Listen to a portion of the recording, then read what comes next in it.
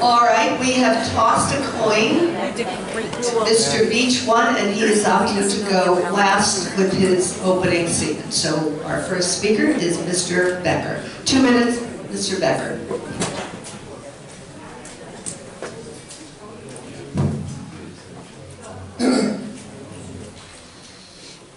Thank you.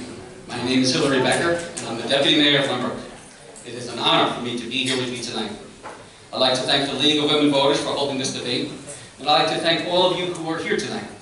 And lastly, I'd like to give a special and loving shout out to my wife, Geraldine, who is also here tonight, and for all of her love and support during this very intense campaign. My great-grandfather moved into Lynbrook in 1905, and from that time forward, my family has done all that we could to help build up our community. With only an 8th grade education, my grandfather, who served in World War I, rose up and later served in the United States Congress. My dad, a World War II veteran, would go on to become mayor of Lynbrook for many years and then serve on the New York State Supreme Court. With an extensive list of volunteerism and community service, my family has a rich and deep tradition in serving our neighbors here in Lynbrook. That was why, when I heard about the terrible no-bid Cornerstone deal, I realized that there was no way that I could let this happen to Lynbrook. I'm 58 years old, and I've been here my whole life, and my roots run deep. So I was shocked that a project of this magnitude, with a $5 million price discount and a $2 million annual tax break, was even being considered by Alan and the other board members. All I know is Lynbrook, and I have no plans of ever going anywhere else.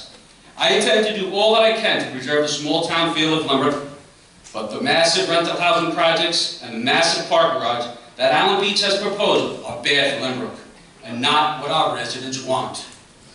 So it's not just Cornerstone. There will be other developers with other proposals for other projects on other properties. Based on our professional careers and experience, the Preserve Lynbrook team is uniquely qualified to understand and evaluate any such project. We want smart expansion and development of Lynbrook, the kind which preserves Lynbrook as we've all come to love it. No other candidate is better qualified than me to evaluate any proposals and make the best deal for Lynbrook, and it's clear that Alan Beach and his no-bid Cornerstone housing project has failed the residents of Lynbrook in only his first year's mayor. Thank you very much. Did I go over?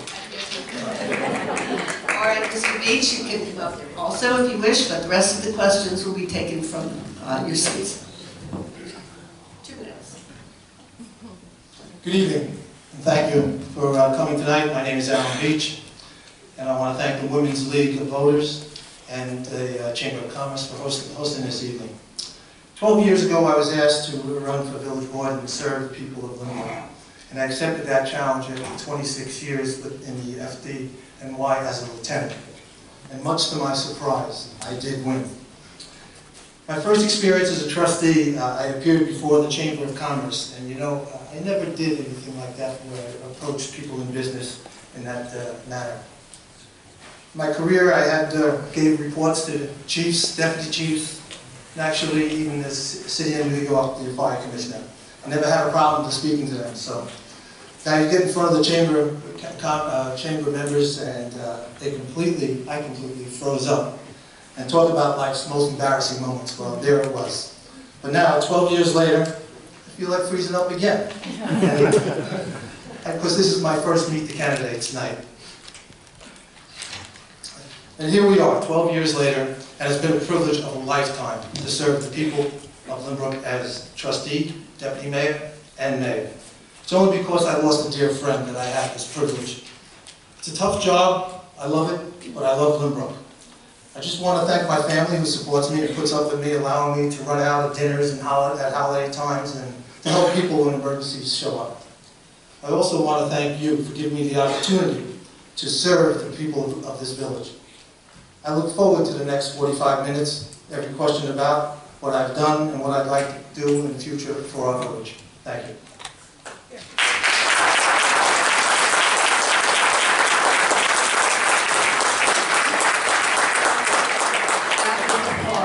Both candidates for putting their hat in the ring. Good for them. Okay, so we'll start our questions and try to make it really hard to do with two people. But the first question is certainly one that everyone is asking in Long Island, certainly in Port Washington. Mr. Becker, how will you help the young people stay in the village, stay here in Lynbrook? Sit down. No, sorry.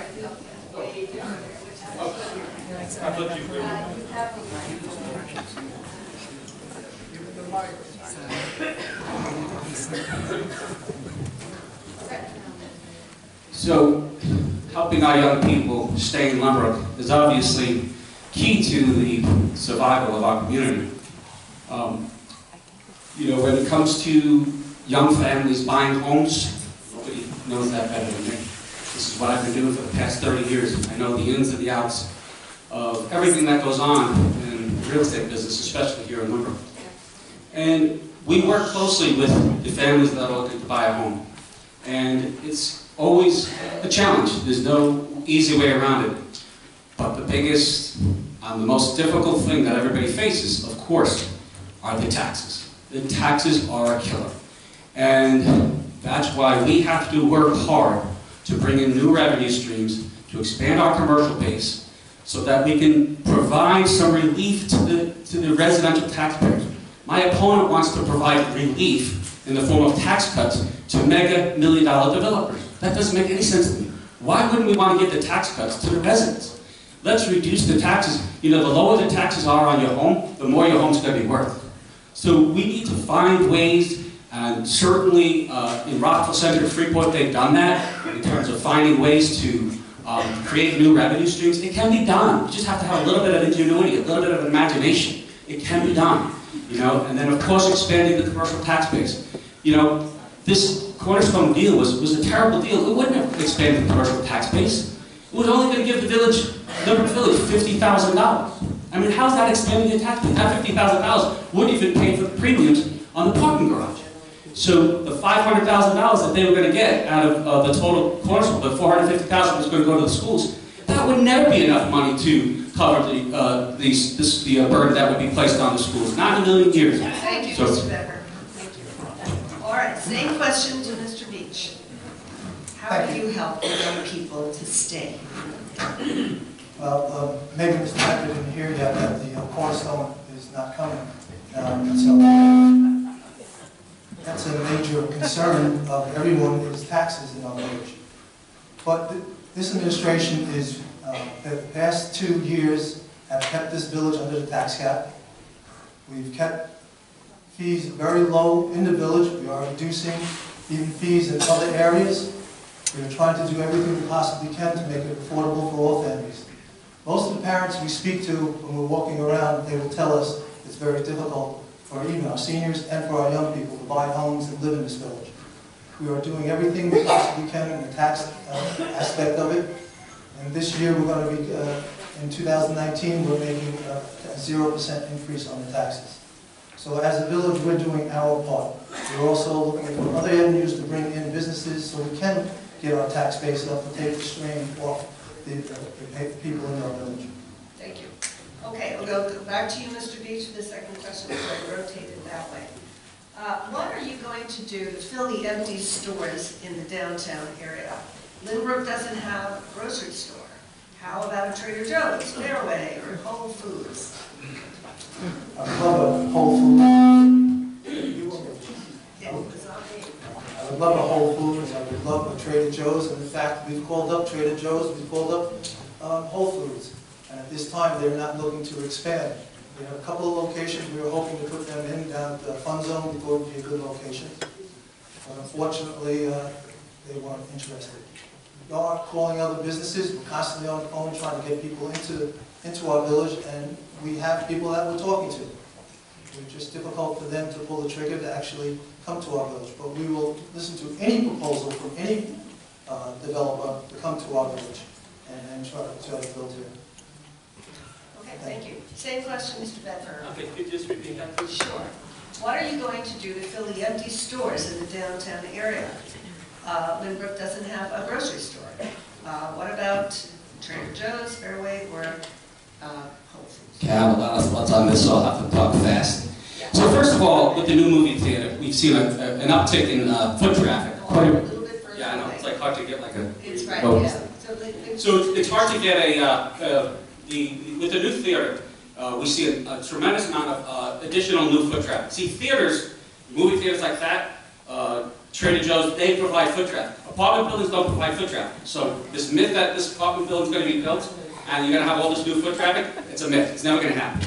So in terms of, filling the stores are already starting to get rented. It's starting to happen. So isn't this a good time with the new movie theater? Wouldn't this be a great time for us to take a step back, do a master plan, do a strategic master plan, see what would be best, see what the residents want. So this is not a time for us to be rushing into projects. We just have this new theater, it's a huge theater, we have parking issues, we have congestion issues. Let's take a step back. Let's do it the right way. Instead of just rushing right into these apartment buildings, let's have a strategic master plan done. Thank you. All right, we'll stay with you, Mr. Becker, and we'll ask a question that we asked the trustees. Talk about your ideas to resolve parking issues, please. So, parking is a work in progress. I think one of the things we have to do is we have to sit and work with Regal. I think David O'Neill mentioned the fact that there is a parking agreement that the village negotiated with Regal. We have to sit with Regal, we have to sit down, we have to show them how the parking agreement is working against them. And this takes relationships. One of the things that I've done very much over the course of my life is build relationships. I'm constantly out there building relationships. People don't even know the relationships that I have, but I have plenty of good relationships over at Regal. We can talk, we can sit with Regal. But in terms of the parking issue, it's a work in progress. We're going to have to take it step by step, look at the different components, and come up with a plan. That's what our team is going to do.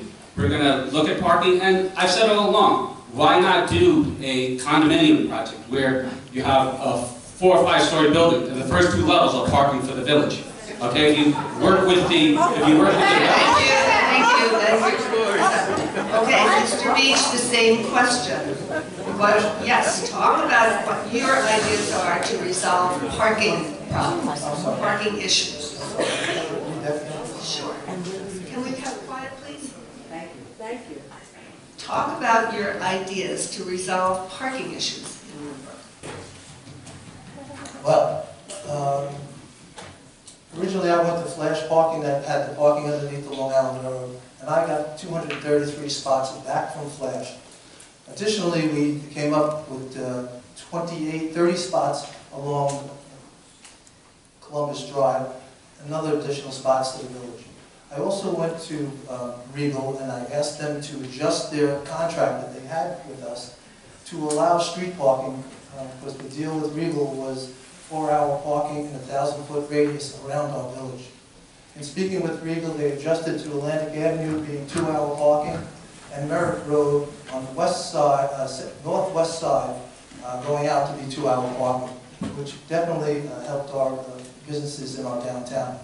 I also adjusted the parking lot behind Miller's to 2-hour parking before 11 o'clock.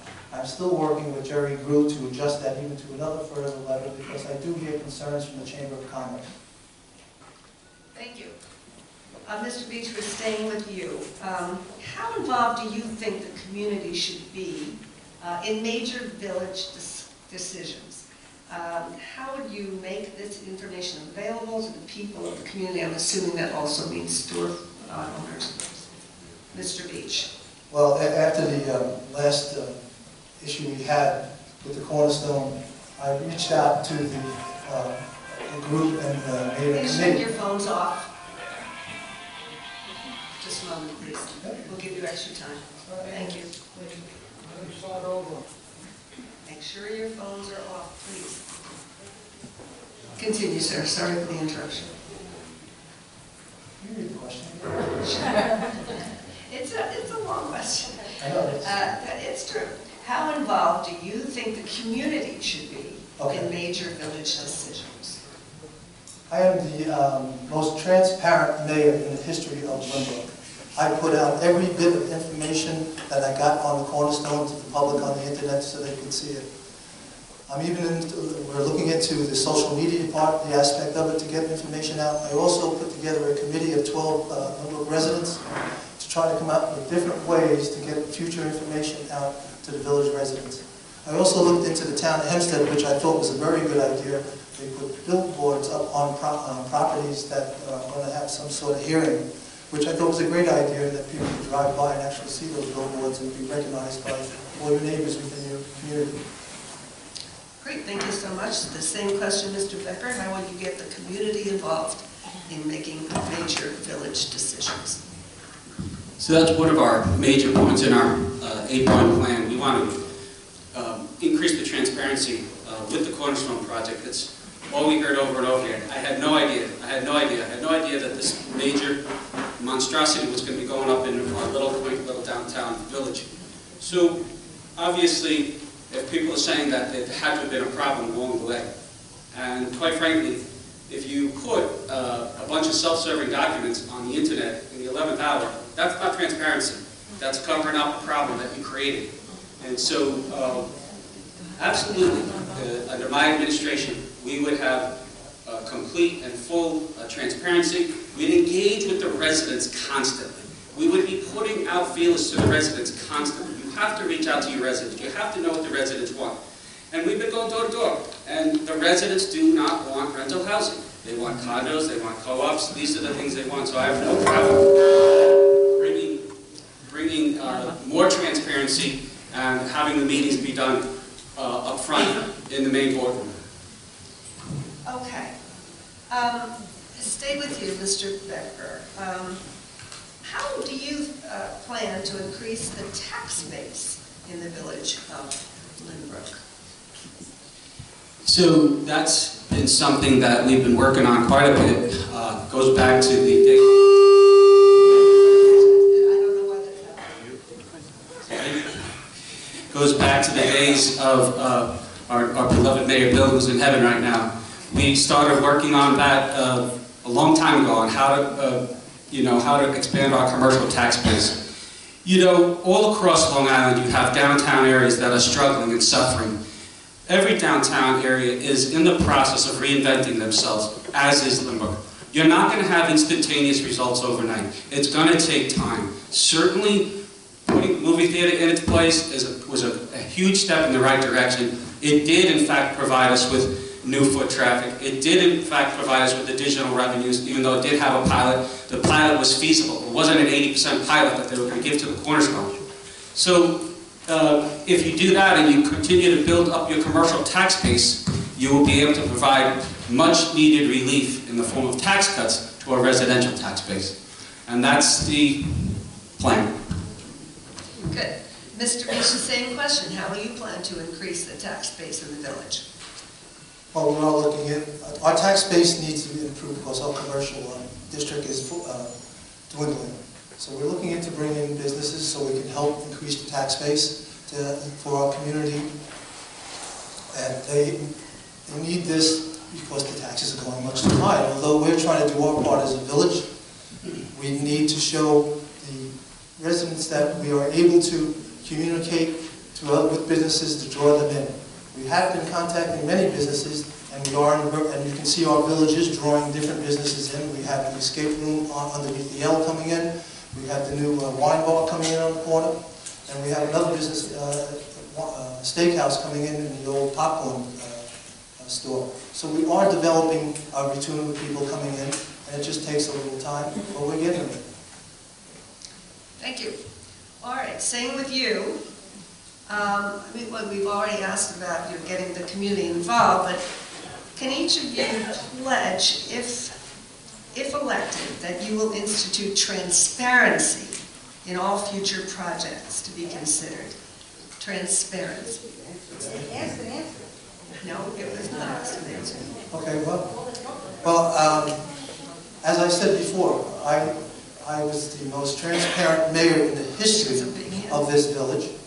I would say I was a lot more transparent than my deputy mayor when he had an issue that he couldn't come and tell me there was a problem. He went behind my back to other people. So when we talk about transparency, I don't think there was anything else I could have done to make people aware of what was going on within our village. I put out all the information. There was an issue with the traffic study. I had another traffic study done. I made everyone aware of what was going on. Every single person in our village had the opportunity to go on the internet and get the information that was required or what they needed. Thank you. Same question. So, yeah. Same question, please. So, you know, we're talking about the biggest project in the history of Lynbrook, plus a huge parking garage. And if I was mayor, what I would have done... Please pay respect to the request to the... If I was mayor, what I would have done is I would have sent out an email to everybody. I would have sent out a robocall. We send out robocalls when we tell people that the garbage is not going to be picked up on a certain day. Why wouldn't we send out a robocall advising the residents that the biggest project in the history of Lynbrook is about to take place? That this parking garage is about to take place. Wouldn't it have made sense that we would have done a much better job of notifying our residents? The 200-foot radius is a joke. It's a joke. When you're talking about the biggest project in the history of our village, I think that's going to change our downtown forever. You would really want to get a good dialogue going with your residents, feedback from your residents, and that was left out completely until the 11th hour. And then a bunch of self-serving documents were posted on the internet. That's not transparency. That will not get you anywhere in this world, especially in the world of politics. You have to be upfront with your residents. Thank you, sir. Now hold your applause, please. Please respect that. All right, Mr. Becker, again, we'll start with you.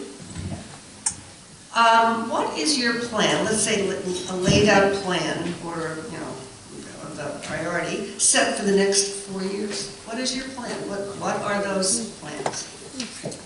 So one of our 8-point plans is Not so close. strategic master plan. And again, we have a new theater. It's a big building.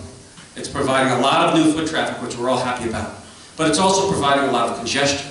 It's also increasing the parking issue. So again, doesn't it make sense to take a step back now, reevaluate the situation based on what has happened, and come up with a strategic master plan? The goal of the master plan is to revitalize our downtown and build off the success of the theater. Let's see what complements this theater. A huge apartment complex does not complement the theater. Find ways to ease congestion. Find ways to ease the parking shortage.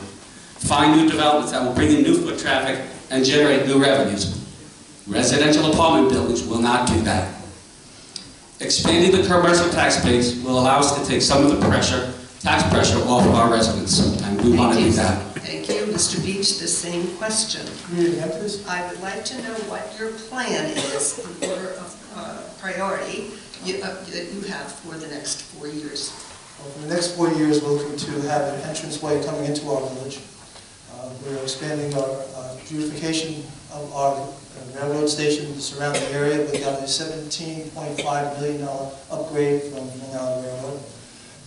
We're going to expand the music in the downtown area. We're continuing to focus on smart development and maintain a quaint character of our village.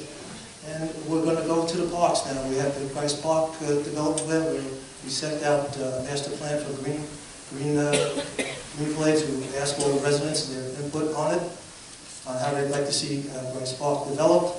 Also, we're going to rehabilitate 6 parks in our village.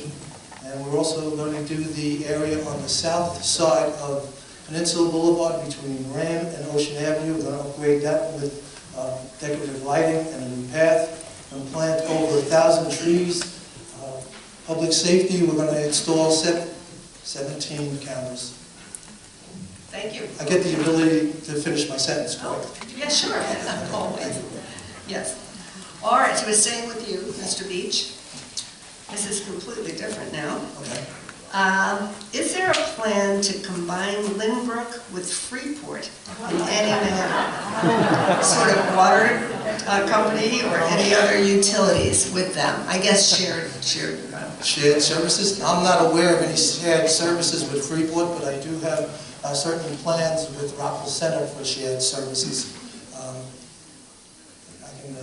that. I'm not aware of any other. Thank you. Mr. Becker, your ideas on ganging up with the... So Governor Cuomo has made it very, very important for communities to, especially villages, they're targeting villages. They want to see more shared services amongst the villages. So obviously that's an important thing. If you don't do it, there's going to be penalties involved. But one of the great things that I've had the honor to be involved with is the Nassau County Villages Officials Association.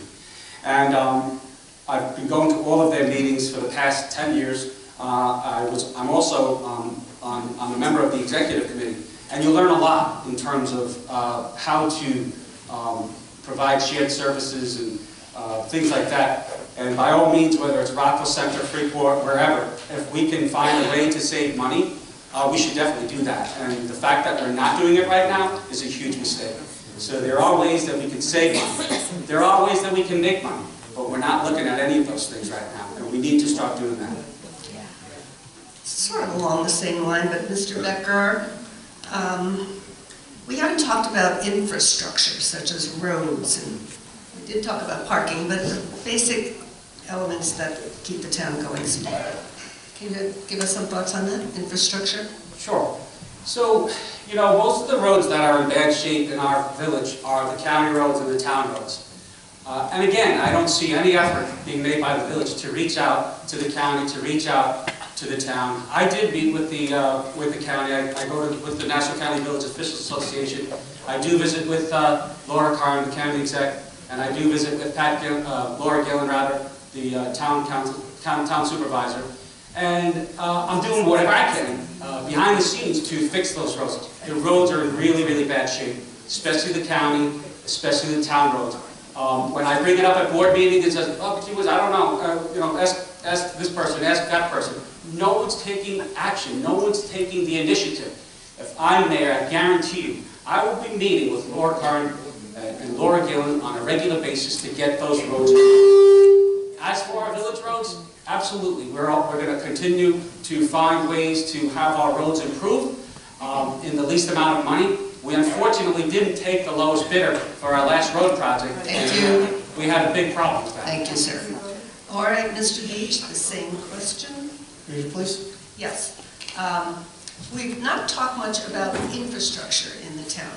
What are your ideas about roads and general condition of Lynbrook? Well, I find it very almost funny that the deputy mayor would speak to Laura Curran and not come back and say to me that she's been reaching out for the road repair. I've been speaking to Laura Curran also and to address our road repairs. I've never heard the deputy mayor once at a meeting suggest anything about road repairs, but I've been speaking to Laura Curran and we're going to address it. The county roads are, we have many main arteries within our village that are county roads, and they are in desperate need of repair. Our village roads are in pretty good shape. We just finished doing 8 roads that came out very nicely, and we did do the curbs also. And we intend to do another extensive road project next year to bring the village up to par, having all the roads done. There is an issue in the past that we never did the aprons and curbs, and every road that we do now does get new curbs and aprons. Okay, thank you. You've talked about your plans for 4 years, but where do each of you, and we'll start with you, Mr. Beach, see Lynbrook in 10 years? 10 years. I hope I'm around 10 years. I would love to see the village be as vibrant as it was when I moved in there in 1983. The avenue, Atlantic Avenue, on the north and south sides were both filled with stores, and they had the merchants there, and everybody, all you had to go to was Lynbrook. You did not have to leave Lynbrook to go to another community to buy your shoes or your meats or your jackets and shirts. All those little stores were in our village, and they were there because there were a lot of foot traffic. These other communities like Farmingdale, Patchogue, Mineola, they've had foot traffic added to their communities, and they become vibrant areas. Farmingdale had 33 empty stores. They do not have one empty store. They're doing so well down there. Mineola has made a tremendous difference. Patchogue is doing all their streets over now because they have so much foot traffic. That's great. Okay, thank you. And the same question, Mr. Becker, 10 years. Sure, and with due respect, Alan, Lynbrook is far superior and a much better place than Patchogue, Farmingdale, Mineola. We don't have problems like they have, okay? They're in desperate modes. They need to bring in apartment buildings. And I know you mentioned Farmingdale because that's where Mr. Bartolo, the cornerstone builder, came from. Thank you. Thank you. Please listen.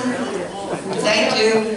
And I have to tell you, with respect to Farmingdale, you're drinking the Kool-Aid because the bottom line is that Mr. Bartolo will tell you because of his projects, all those stores got rented. Well, no, guess what? Those stores didn't get rented because of those apartment complexes. Those stores got rented because an improving economy. When he first built those buildings, it was during the Great Recession, and all those buildings, all those stores got rented up. As the economy improved, all those stores got rented up. So at the end of the day, these types of apartment buildings are not good. And let me tell you something too. David O'Neill brought it up in the last session. You know, all those co-ops and condos now in Lynbrook, they're co-op and condos now. He's right. They were first built as apartment buildings. And you know why they converted to co-ops and condos? They converted to co-ops and condos because they ran into trouble because the state implemented state rent control laws. So it was only because when those apartment buildings started running into revenue problems, and it happened all the time, all over the country, to apartment buildings, that was when those owners said, we have no choice but to convert to condos and co-ops. Okay, thank you very much. In the interest of time, we really have only time for one more question. So this will be the last question. Go to you, Mr. Becker, to begin with. We're almost out of time. Yeah. Ready to go. You must have had a good time. All right. So here's the last question. After the election, when everything is decided, how will the board and the mayor work together depending on the outcome? Mr. Becker. So I look forward to working with anyone and everyone. A big part of as I said before, a big part of my success is putting relationship building. And the best way to build relationships is to put the needs of others before yourself. And that's what my whole career is based on, putting the needs of others before myself. And that's how I've been able to build fantastic relationships over the years. And I'll continue to build those relationships. And continue, please. The proof is in the pudding. I mean, you know, the businesses, my appraisal business is extremely successful. I'm a good appraiser, but it's also because of the relationships that I've developed and nurtured over the years. Relationship building has got to be the key, and that starts at every level. And going door to door, talking to our residents, finding out what it is that their needs are and what's bothering them the most is a great way to build relationships from a grassroots perspective. And I'll continue to do that long after I'm elected mayor. Thank you. Perfect. All right, Mr. Beach, same question. Sure. After the election, when everything is decided, how will the board and mayor work together depending on the outcome? Well, I guess as long as Mr. Becker takes care of himself first, everything will work out fine. Please, no personal. I am capable of working with anybody. Continue, sir. I'm capable of working with everybody, and I've proven that through my career. I've always worked in different areas in New York, and I've always been able to work with people of different nationalities and different cultures, and it's always worked very nicely for me. I get along with all the board members in the present board, and we are very productive. I hope in the future that that can continue. Thank you. We have now come to the closing remarks. So, Mr. Becker, once again, you will start. 2 minutes, you may. I can come up here.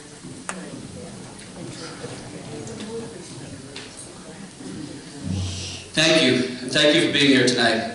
For the past 10 years, I've had the great honor and responsibility to serve our residents on the village board. When I first came on the board back in 2009, we were in the middle of the Great Recession. Sorry. Where was I? When I first came on the board back in 2009, we were in the middle of the Great Recession and had just experienced the crash of the stock market and real estate market. There were great concerns all over the country, and communities were going bankrupt on a daily basis. It was at that time that I worked very closely with our beloved Mayor Bill Hendrick, God rest his soul in heaven. and we did all that we could to protect our financial status at that time. While other communities were filing for bankruptcy, we received not one, but 2 bond upgrades during that time period. We've performed at the highest level with the state's financial stress rating system. I was very proud of these accomplishments and worked closely with Mayor Bill to get our village through the second most difficult economic time in the history of our country. Cornerstone will be back after Election Day, and there will be other... Can I get an extra 15 seconds, please? Thank you. That's good. I'm going to keep going. I'll keep getting more time. I appreciate that. Cornerstone will be back after Election Day, and there will be other rental housing project proposals coming forth, especially since the mayor and his team have proved that they are big fans of rental housing projects. The residents of Lynbrook deserve a mayor and board that will look out for their best interests and not those of the mega-rich builders and political bosses. We have the best team, hands down. Our educational and professional backgrounds are second to none and far superior to that of our opposition. There is just no comparison there. After 40 years in all aspects of the real estate business, and with numerous degrees, designations, and licenses, I have the greatest skill set to make sure that the best projects are considered with the highest level of transparency. Furthermore, I led the fight that killed the gun range with Antonella Tavello. I led the fight that killed the Walgreens at the Five Corners. I led the fight that killed Cornerstone. However, this battle is not over yet, and will only be over when we win on Election Day. At this time, I graciously and humbly ask you for your support on Election Day. I promise that our village will be in the best hands possible. However, and sadly, a vote for Allen Beach is a vote for Cornerstone, and more rental housing projects that will raise our taxes on our quality.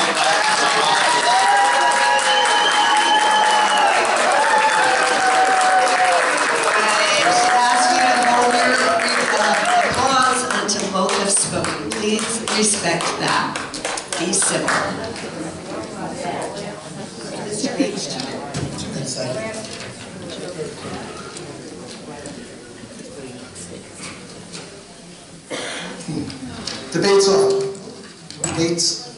Debates are fun, aren't they? I don't really need this. I have on here. Would you take this?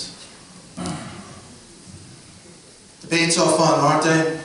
Maybe not for us up here, but for you out there, I'm sure it is. But when you cut away all the nonsense, ultimately it comes down to you and your family, or your business, or where you want this great village to be for the next 4 years, or who best will bring you to that point. That's what it's all about. Who will do the best job? And here's the facts. Under my administration, Lynbrook is the 10th safest village in New York State.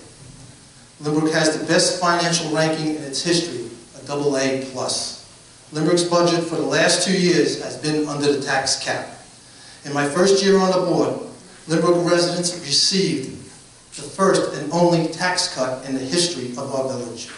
Under the New Vision Party administration for the past 12 years, including my administration, Lynbrook has done more roads than any other 12-year period. More parks have been redone, including Grice Park, both playgrounds at Lawson Park, soccer field at Ocean, and we built the Lynbrook exercise trail. We've had expanded the village commercial tax base with smart development, including CVS, Northwell Zanga Pizzeria, Starbucks, Regal Theater, to name a few, and lessen the burden on taxes for the residents, you residents. The fact is, 12 years ago, the village trusted the New Vision Party to lead, and we have delivered. That is undeniable. So, if my opponents want to continue to talk about the dead project at Cornerstone, let them. Because they don't have a plan for the future. We had a plan 12 years ago to lead and do all these wonderful accomplishments and to live, make a place to live and raise your family, and we did.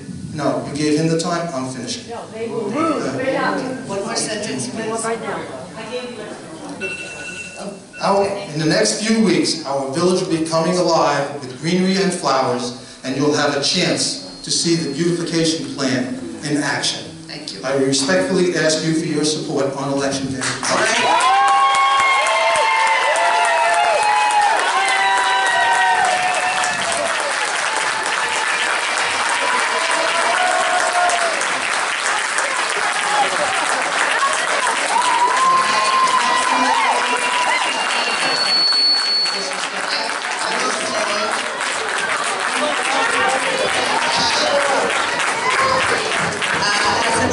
minus. You probably get about an A minus. I'm good with that. So, where are you going to be on Tuesday, March 19th?